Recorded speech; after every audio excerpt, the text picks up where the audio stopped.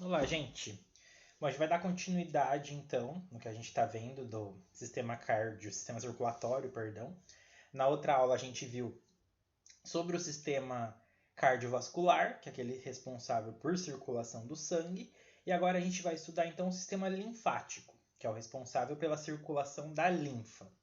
A circulação da linfa está relacionada diretamente com o nosso sistema imunológico, que é um sistema envolvido na defesa contra micro-organismos e substâncias tóxicas. Então, a imunidade é uma capacidade natural que nós temos de usar as defesas que o nosso próprio corpo possui para se proteger contra doenças, então micro-organismos que causam algum tipo de doença, ou contra qualquer tipo de dano, não é necessariamente uma doença. Às vezes é um impacto, às vezes é uma toxina, um veneno que tomou. Então, nossa imunidade ela vai servir para proteger o nosso corpo contra esse tipo de prejuízo que o nosso corpo pode ter. Os mecanismos de imunidade, a gente pode classificar eles em dois tipos. Aqueles que são inespecíficos, ou seja, são aqueles que a gente já nasce com eles. Eles não vão se modificar ao longo do tempo.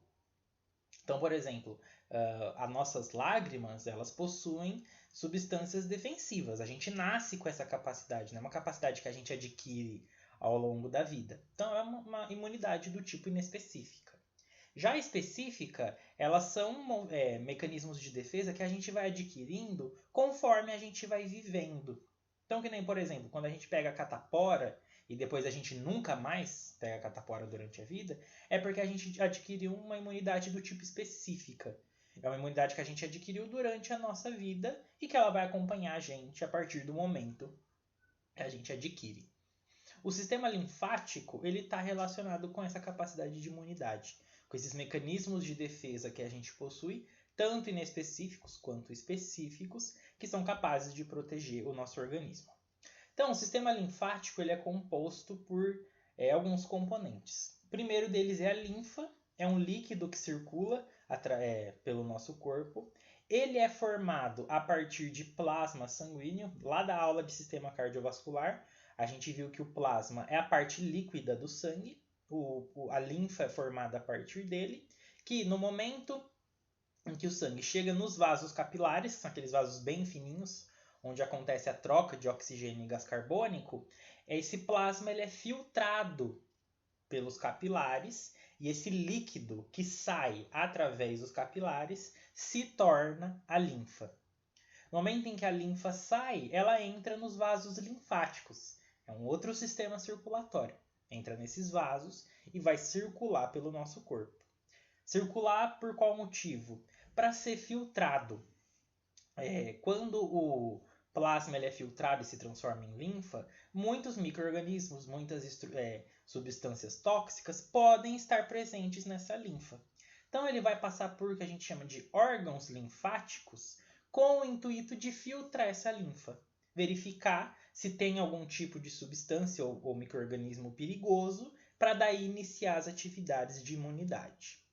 Além desses três componentes, nós temos um também muito importante, que é a medula óssea vermelha.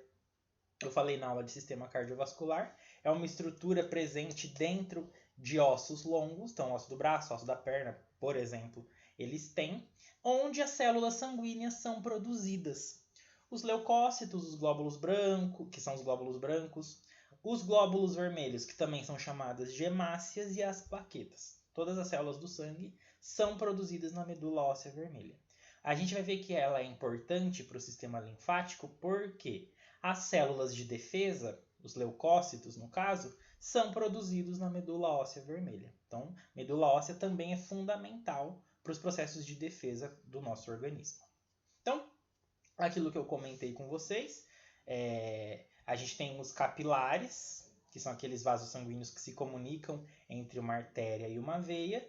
No momento em que o sangue está passando por aqui, o plasma ele é filtrado através desses capilares, que são esses fininhos vermelhos e azuis.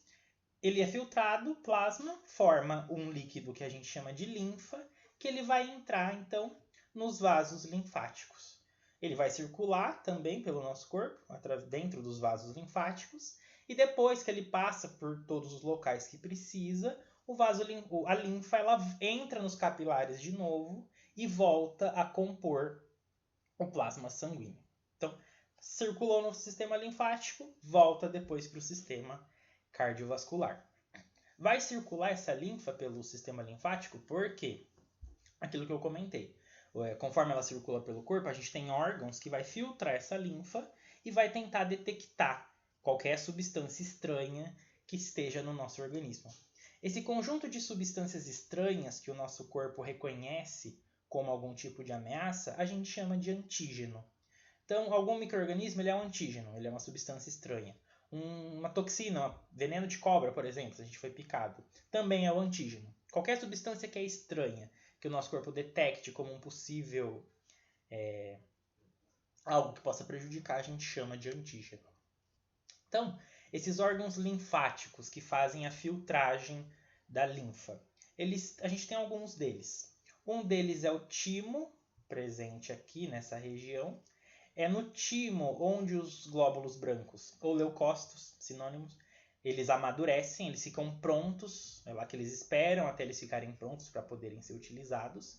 No baço, que é aqui nessa região, é onde eles ficam, depois que eles estão maduros, eles ficam armazenados. E nos nódulos linfáticos, ou linfonodos, que a gente tem vários espalhados pelo nosso corpo. Então, por exemplo, amígdalas na garganta, a gente tem alguns nas axilas, na região da virilha. A gente tem vários desses linfonodos espalhados pelo nosso corpo. O que vai ter neles? Também glóbulos brancos preparados para atacar. Conforme a linfa passa e esses nódulos linfáticos detectam a presença de algo perigoso, eles vão utilizar os glóbulos brancos que estavam no baço para poder se defender. Então, esses órgãos eles são divididos em duas categorias. Os órgãos linfáticos primários são aqueles responsáveis por produzir e armazenar os leucócitos, composto então pela medula óssea vermelha, que é onde é produzido, e o timo, que é onde eles são armazenados. E a gente tem os órgãos linfáticos secundários, que são aqueles responsáveis por armazenar os leucócitos prontos, que é o que acontece no baço, e aqueles responsáveis por, de fato, utilizar esses leucócitos para se defender, que são os nódulos linfáticos. Como que são os mecanismos de resposta, esses mecanismos de defesa que o nosso corpo tem? É dividido em partes, como se fosse um grande exército. A gente tem tropas que elas são uma seguida da outra. O primeiro mecanismo de defesa, que é inespecífico, ou seja, a gente já nasce com esses mecanismos, são as defesas externas. A porção externa do nosso corpo, ele tem mecanismos de defesa para já impedir a entrada de substâncias estranhas. Então, por exemplo, a pele nossa, ela é organizada de uma forma que ela impede a entrada dos micro-organismos. A gente estudou lá, quando a gente viu os tecidos que formam a pele, a gente viu que a pele é formada por tecido epitelial na sua superfície, que é um tecido responsável. A organização das células muito pertinho uma da outra, elas dificultam a entrada de micro-organismos. Os pelos que a gente tem no nariz, em várias regiões do nosso corpo, eles vão permitir capturar esses micro-organismos. Vai dificultar a entrada deles no nosso corpo. As lágrimas, a mesma coisa. As lágrimas elas são muito salgadas. Então, se algum micro-organismo tenta entrar pelos nossos olhos, o sal presente na lágrima ele faz com que o micro-organismo desidrate. Então, ele também dificulta a entrada. Saliva.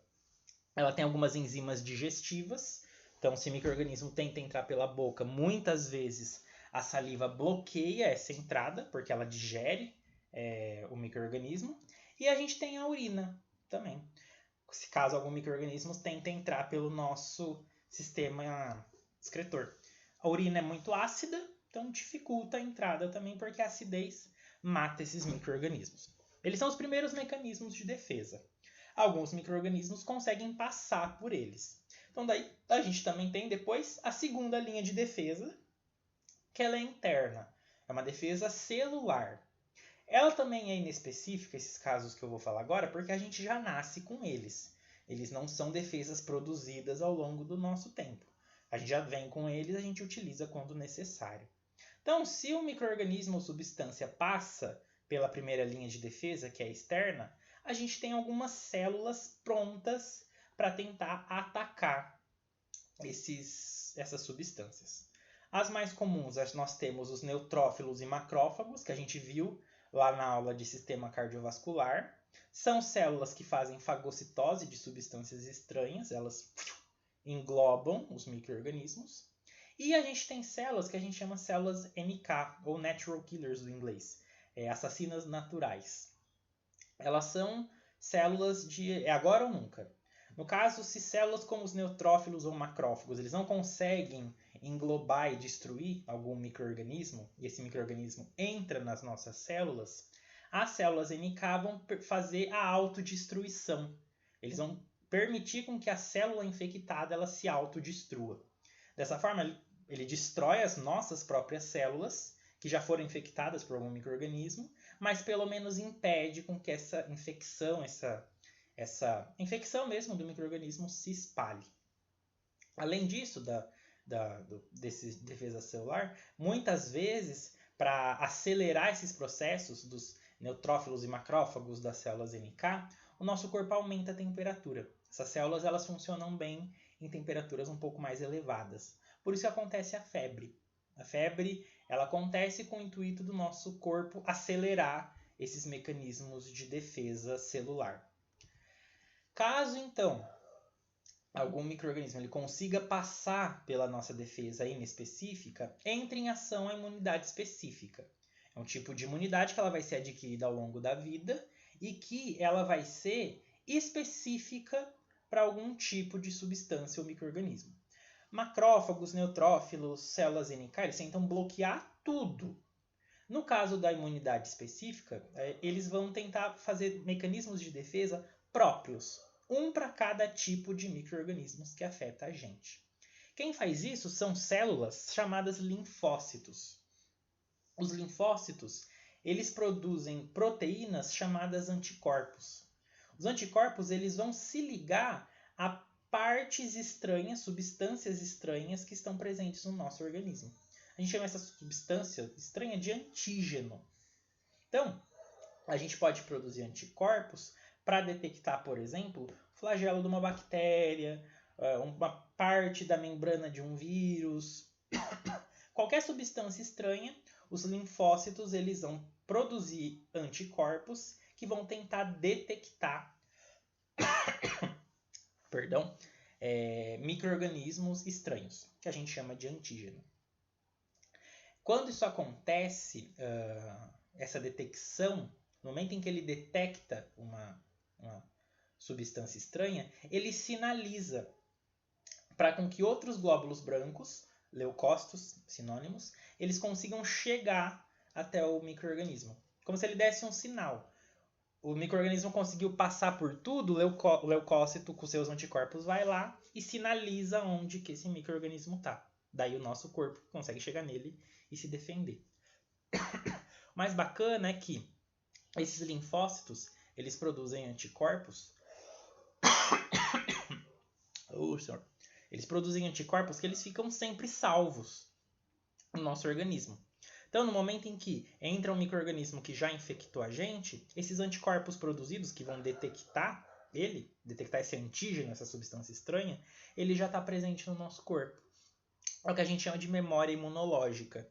Produzir um anticorpo, ele sempre vai reconhecer esse micro-organismo e a infecção não acontece nesse caso. Com isso em mente, a gente tem hoje 2 mecanismos que auxiliam a gente a se proteger contra doenças. Um deles são os soros e os outros são as vacinas. Qual que é a diferença básica entre eles? Depois vocês podem dar uma pausa e ler aqui para vocês verem. Mas a diferença é que o quê? Nos soros, a gente injeta numa pessoa anticorpo. Então a gente já vai injetar aquela proteína que reconhece a substância estranha e já prepara para inutilizar. No caso das vacinas, não. No caso das vacinas, a gente insere antígenos, porções pequenas de vírus, bactérias, qualquer substância que cause doença, que não tem capacidade de causar doença, porque é só um fragmento. A gente injeta esses antígenos na pessoa e, como eles estão enfraquecidos, o nosso próprio corpo produz os anticorpos necessários. Dessa forma, a vacina ela gera memória imunológica. Porque como ela injetou um anticorpo enfraquecido, o nosso corpo gerou anticorpo e vai ter ele para sempre. Por isso que vacina, no momento em que a gente toma, a gente está protegido das doenças ou para sempre ou por muito tempo. Porque ela estimula a proteção de anticorpos por grande tempo. No caso da vacinação, geralmente a vacinação ela tem algumas respostas que a gente chama durante a infecção. Muitas vezes, quando a gente tem... como fala? Primeira vez que a gente tem contato com o micro-organismo, a gente fala que nós tivemos, então, uma resposta primária. Então, muitas vezes, quando a gente vai tomar uma vacina, a gente tem que tomar não só uma dose, a gente tem que tomar mais de uma. Por quê?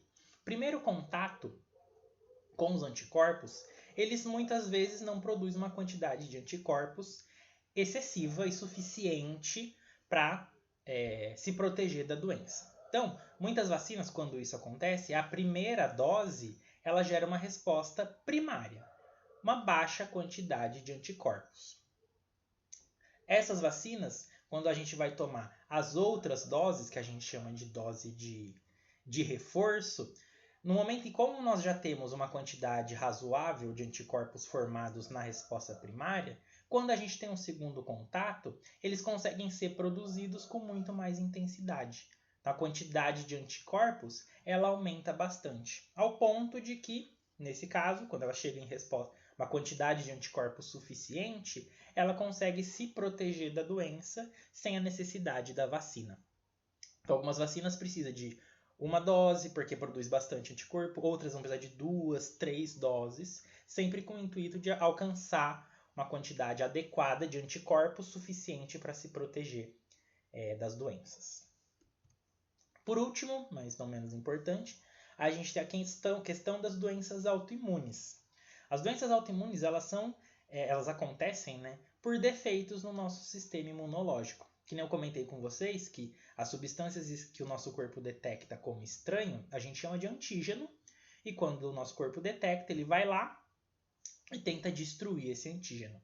As doenças autoimunes, elas acontecem devido a defeitos no nosso organismo em que os nossos próprios linfócitos, que são células produtoras de anticorpos, que vão reconhecer as substâncias estranhas, eles começam a reconhecer o nosso próprio corpo como algo estranho.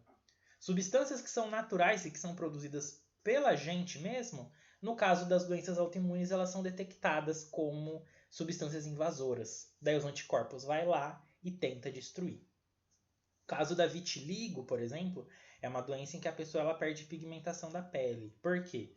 O nosso corpo ele passa a reconhecer o próprio pigmento da pele como algo prejudicial. Daí os linfócitos vai lá, produz anticorpos para destruir essa pigmentação e a pessoa vai perdendo pigmentação da pele. O lúpus também. O lúpus ele é ocasionado quando o nosso sistema imunológico ele reconhece várias partes do nosso corpo como substância estranha e ele começa a causar inflamações por todo o corpo, podendo chegar muitas vezes a ser fatal.